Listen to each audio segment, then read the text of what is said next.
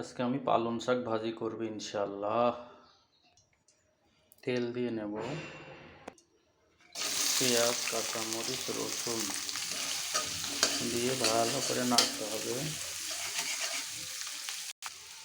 আস্ত জিরা দিয়ে হালকা বাদামি করে ভাজতে হবে।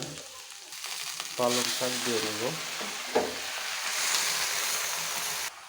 একটু লবণ দিয়ে নাড়তে হবে। এখানে এক্সট্রা কোনো পানি দিতে হবে না, শাকের মধ্যেই যে পানি আছে সেটাতে ইনশাল্লাহ হয়ে যাবে। পানি শুকানো শুকানো হলে মাঝে মাঝে একটু নেড়ে দেবেন যাতে তাড়াতাড়ি শুকায় যায়।